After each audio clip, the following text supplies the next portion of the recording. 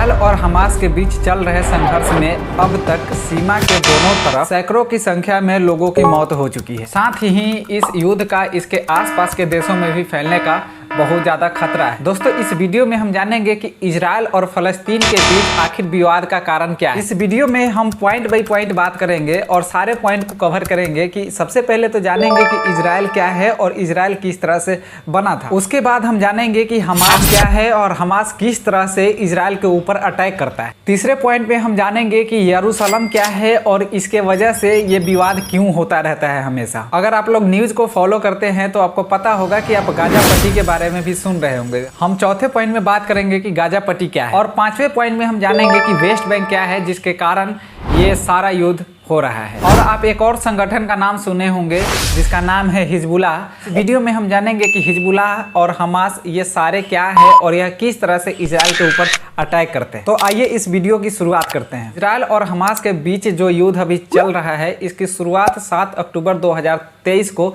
तब हुई जब हमास ने इजराइल के ऊपर अचानक हमला बोल दिया, जिसमें 1400 से अधिक इजरायलियों की मौत हो गई और करीब 200 लोगों को हमास ने अगवा कर लिया। मरने वालों में अधिकतर वहां के स्थानीय नागरिक शामिल थे। उस हमले के बाद इजराइल ने सिलसिलेवार तरीके से गाजा के ऊपर बम बरसाए, जिसमें 4000 से अधिक लोगों की मौत हो गई और हजारों की संख्या में लोग विस्थापित हुए। इजराइल और फलस्तीन पिछले 50 सालों से एक दूसरे के खिलाफ युद्ध लड़ रहे हैं। इन 50 सालों के बीच यह युद्ध सबसे बड़ा है जब यह दोनों देश आपस में लड़ रहे हैं। इसकी खबरें पूरे दुनिया भर में छाई हुई हैं। वहाँ क्या हो रहा है और इसके पीछे का कारण क्या है, इस वीडियो में हम इसी के ऊपर चर्चा करने वाले हैं। तो आप इस वीडियो में अंत तक बने रहिएगा और हो सके अगर वीडियो आपको पसंद आए तो आप अपने दोस्तों में भी शेयर कीजिएगा ताकि वो भी फैक्ट के साथ जान सके कि इजराइल और फलस्तीन दोनों आपस में इतने सालों से लड़ क्यों रहे हैं। और दोस्तों, आपको बता दें कि इस वीडियो को देखने के बाद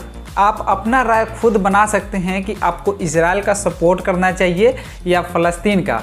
इसमें मेरी राय कुछ नहीं रहेगी, आप अपना राय स्वतंत्र बना सकते हैं। आपका इस मुद्दे पे राय हो सकता है मेरे से थोड़ा हट के हो, जिसका हम सम्मान करते हैं, लेकिन आप अपना राय कमेंट बॉक्स में बता सकते हैं। सबसे पहले हम बात करते हैं इजराइल की। इजराइल मध्य पूर्व का वो देश है जो 1948 में संयुक्त राष्ट्र संघ के प्रस्ताव से अस्तित्व में तब आया जब ब्रिटिश मैंडेट के साथ फिलिस्तीन को 2 भागों में विभाजित कर दिया गया। 20वीं सदी की शुरुआत में यहूदियों को बहुत ज्यादा निशाना बनाया जा रहा था। तब यहूदी लोगों के लिए एक अलग देश की मांग जोर पकड़ने लगी। भूमध्य सागर और जॉर्डन नदी के बीच पड़ने वाला फलस्तीन का इलाका मुसलमानों, ईसाइयों और यहूदियों के लिए पवित्र माना जाता था। इस इलाके पर ऑटोमन साम्राज्य का शासन हुआ करता था और ये इलाका ज्यादातर अरबों और मुस्लिम समुदाय के अलग शासकों के नियंत्रण में रहा है। हालांकि यहाँ यहूदी लोग भी बड़ी मात्रा में आकर बसने लगे, लेकिन स्थानीय लोगों में इसको लेकर विरोध शुरू हो गए। पहले विश्व युद्ध के बाद ऑटोमन साम्राज्य का विघटन हो गया। ब्रिटेन को संयुक्त राष्ट्र संघ के तरफ फिलिस्तीन का शासन अपने नियंत्रण में लेने की मंजूरी मिल गई। जब दूसरे विश्व युद्ध और नाजियों के हाथों यहूदियों का व्यापक जनसंहार शुरू हो गया तो उसी समय यहूदियों के लिए एक अलग देश की मांग जोर पकड़ने लगी। उसी समय यह योजना बनाया गया कि ब्रिटेन के नियंत्रण में जो इलाके हैं, जो फिलिस्तीन है, उसको 2 भागों में विभाजित कर दिया जाए और एक को फिलिस्तीन और दूसरे को इजराइल बना दिया जाए। इजराइल में रहने वाले यहूदियों का इतिहास बहुत पुराना है। इनकी संख्या वहां 90 लाख से ज्यादा यानी 75% से ऊपर है और इनमें से लगभग 80% लोगों का जन्म इजराइल में ही हुआ है, जबकि जो 20% की आबादी है वह किसी और देश से आकर के यहाँ रह रहे हैं। दूसरी तरफ इजरायली अरब 21% और अन्य में 5% लोग शामिल हैं। जेरूशलेम इजराइल की शक्ति का एक बहुत बड़ा केंद्र है, जबकि तेल अवीव इसका आर्थिक केंद्र है। अभी इजराइल के सरकार का नेतृत्व वहां के बेंजामिन नेतन्याहू के हाथों में है। आइजैक हर्जोग यहाँ के राष्ट्रपति हैं, लेकिन यह एक औपचारिक पद है। जैसे कि भारत में है, भारत के राष्ट्रपति एक औपचारिक पद होता है, वैसे ही वहाँ का भी यह एक औपचारिक पद है। इजराइल टेक्नोलॉजी और आर्थिक मामले में और सैन्य मामलों में भी मध्य पूर्व की एक बहुत बड़ी ताकत है, लेकिन इस देश के इतिहास का अधिकांश हिस्सा फलस्तीनियों और अरब देशों के साथ संघर्ष कर रहा है। दोनों पक्षों के बीच आज तक शांति बहाल नहीं हो पाई है और इसके पीछे जो सबसे बड़ा कारण है वह यह है कि आज तक तक वहां स्वतंत्र फलस्तीन का गठन नहीं हो सका है और वेस्ट बैंक में यहूदियों को बसाया जा रहा है और वहां फलस्तीनी क्षेत्र के आसपास जो आतंकवादी है उनके हमले शामिल रहे हैं। इसी के वजह से वहां आज तक शांति बहाल नहीं हो पाई है। आप सुन रहे होंगे हमास। आखिर हमास है क्या? हमास इजराइल पर हमले करने वाला फलस्तीनी क्षेत्र का सबसे बड़ा आतंकवादी संगठन है। इसका गठन 1987 के शुरुआत में हुआ था। इसके लड़ाके इजे अल दिन अल कासम ब्रिगेड कही जाती है और इनका मुख्य उद्देश्य फिलिस्तीनी राष्ट्र बनाना है। इसके साथ ही हमास ये भी चाहता है कि इजराइल ने जो फलस्तीन के जमीन को कब्जा किया है वो भी उसको वापस कर दे। दोस्तों, पिछले वीडियो में हमने आपको बताया था कि इजराइल 1948 में किस तरह से बना था और दोनों के विभाजन के समय 46% हिस्सा इजराइल दिया गया था, 48% हिस्सा फलस्तीन को दिया गया था। लेकिन आज के डेट में फलस्तीन के पास सिर्फ 10% हिस्सा ही बाकी रह गया है। बाकी का इजराइल कब्जा कर लिया। अगर आप वो वीडियो नहीं देखे हैं तो वो वीडियो भी देख लीजिएगा, हम उसका लिंक डिस्क्रिप्शन में दे देंगे। दोस्तों, हमास ने 2007 में गाजा पट्टी पर अपना नियंत्रण कर लिया। उसके बाद इसने कसम खाई कि वह इजराइल को बर्बाद कर देगा। अब से लेकर अभी तक यह आतंकी संगठन इजराइल के ऊपर बार बार हमले किए और इजराइल के ऊपर जो हमले होते हैं सिर्फ उसमें हमास ही शामिल नहीं होता, बल्कि यह किसी और से भी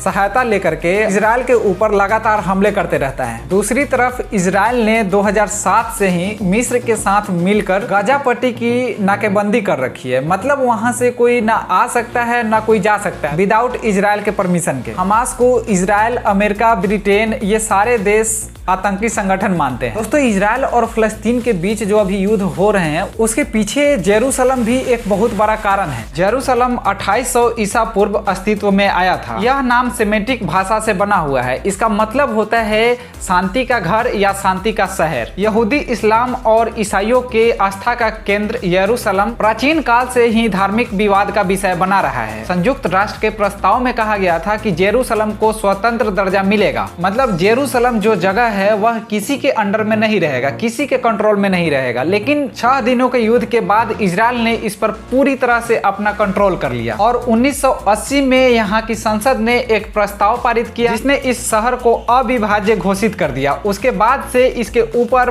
पूरा का पूरा नियंत्रण सिर्फ इजराइल का हो गया। दोस्तों, यरूशलेम के साथ विवाद इसलिए भी है क्योंकि फलस्तीनी भी उसको अपनी ऐतिहासिक राजधानी मानते हैं जिसपे आज इजराइल का कब्जा है। दोस्तों, यरूशलेम के ऊपर कब्जे के बाद इजराइल ने इसे अपनी राजधानी घोषित कर दी। हालांकि अधिकांश राष्ट्रीय संस्थाएं इसे इजराइल की राजधानी नहीं मानती। पर 6 दिसंबर 2017 को अमेरिका के तत्कालीन राष्ट्रपति डोनाल्ड ट्रंप ने यरूशलेम को इजराइल की राजधानी के तौर पे मान्यता दे दी थी। दोस्तों, अगली बारी आती है गाजा पट्टी की। आखिर गाजा पट्टी क्या है? दोस्तों, गाजा पट्टी 41 किलोमीटर लंबा और 6 से 12 किलोमीटर चौड़ा एक क्षेत्र है जिसमें लगभग 2.5 मिलियन के करीब फलस्तीनी रहते हैं। यह दुनिया की सबसे घनी आबादी वाली शहरों में से एक है। 1947 में जब संयुक्त राष्ट्र ने 2 नेशन की थ्योरी दी थी उसी समय गाजा पट्टी, इजराइल और फलस्तीन तीनों अस्तित्व में आए थे। फलस्तीनियों ने इस समझौते को खारिज कर दिया और वह युद्ध के मैदान में कूद गए जिसे आज हम अरब इजराइल युद्ध के नाम से जानते हैं। हालांकि उस समय सारे अरब देशों को इजराइल ने अकेले धूल चटा दिया था। इस अरब इजराइल युद्ध के कारण बहुत सारे फलस्तीनियों को विस्थापित होना पड़ा था। अपना घर छोड़ करके किसी और देश में शरण लेनी पड़ी। इसके बाद 1967 में अरब और इजराइल के बीच फिर से युद्ध शुरू हुआ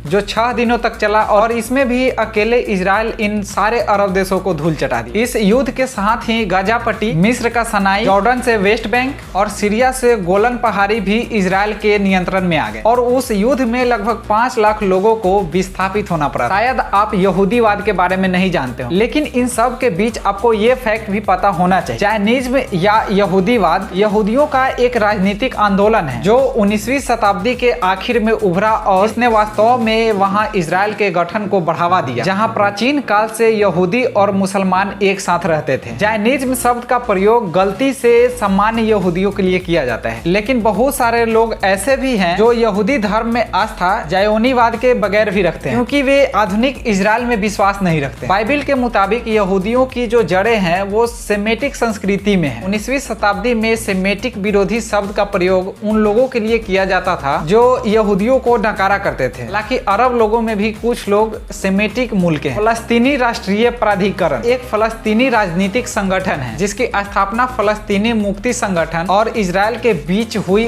ओस्लो संधि के बाद हुई। उन्होंने इजराइल और फिलिस्तीन के बीच संघर्ष के समाधान के लिए वेस्ट बैंक और गाजा पट्टी में स्वायत्त सरकार के गठन की मांग की। इसके शीर्ष नेता थे आसिफ अराफात, जो पीएलओ के साथ राजनीतिक पार्टी के मुखिया भी थे। 2004 में उनकी मौत के बाद महमूद अब्बासी ने वहां की सत्ता संभाली। हालांकि 2006 में गजा में चुनाव के बाद हमास को जीत मिली। तब इस्लामिक संगठन हमास और इनके बीच आंतरिक लड़ाई चली। 2006 में हमास जब गजा में चुनाव जीत जाता है उसके बाद से यह और प्रभावी हो जाता है और वहाँ का जो आंदोलन चल रहा होता है फतेह के अंडर में, उसके ऊपर भी हमास हावी हो जाता है और हमास और फतेह के बीच आपसी जंग शुरू हो जाती है और धीरे धीरे फतेह आंदोलन ने वहां अपना नियंत्रण खो दिया। दोस्तों वहां एक प्राधिकरण भी था जिसे हम फलस्तीनी राष्ट्रीय प्राधिकरण के नाम से जानते हैं। दोस्तों इस संगठन का काम था वहां पे सुरक्षा मुहैया कराना और प्रशासनिक सेवाओं को सुदृढ़ करना। इसका गठन 1994 में इजरायली सरकार और फलस्तीनी मुक्ति संगठन के बीच आपसी सहमति जो मिस्र के काहिरा में बनी थी